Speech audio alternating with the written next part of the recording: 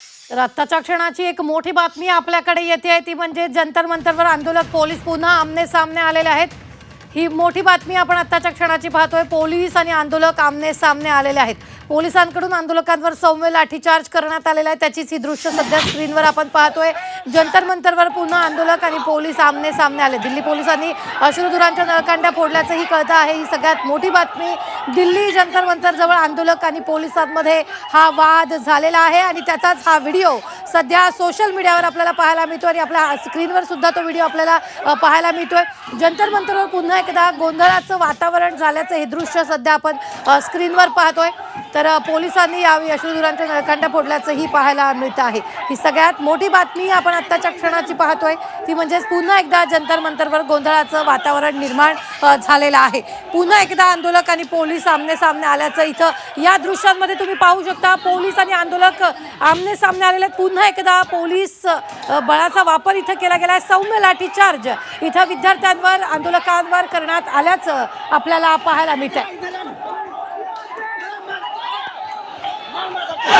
जंतर पुन्हा एकदा गोंधळाचं वातावरण सध्या दृश्यांमध्ये दिसतंय।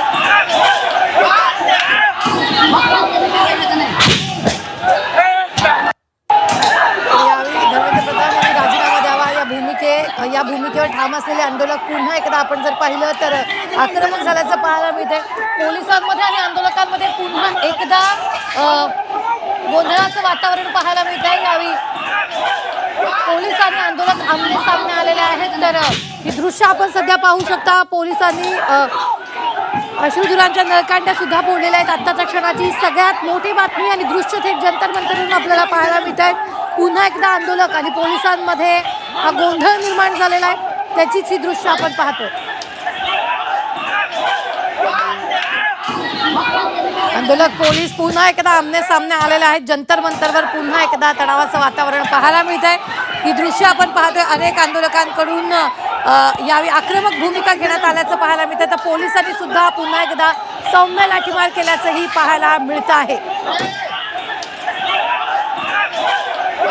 ही अत्यंत महत्त्वाची दृश्य आपण पाहतोय। सध्या जंतर मंतरवर पुन्हा एकदा गोंधळाचं वातावरण निर्माण झालेलं आहे। त्याच्या क्षणाची सगळ्यात मोठी बातमी आपण पाहतोय। काल परवाच्या लाठीचार्ज नंतर काल मोठ्या प्रमाणात आंदोलनं झाली। राहुल गांधी प्रियंका गांधी यांना पोलिसांनी ताब्यात सुद्धा घेतलेलं होतं। मात्र पुन्हा एकदा आत्ताची दृश्य आपण जर पाहिली तर पोलिसांवर लाठीचार्ज का केला?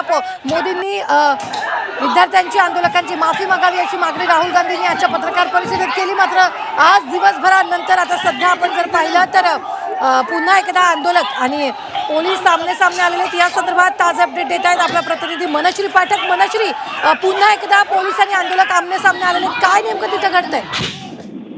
सध्या जंतर मंतर या ठिकाणी आज सकाळपासून खरं तर पोलिसांचे वेगवेगळे थर जंतर मंतरच्या मैदानाच्या बाहेर पोलिसांच्या तुकड्या तैनात आहेत।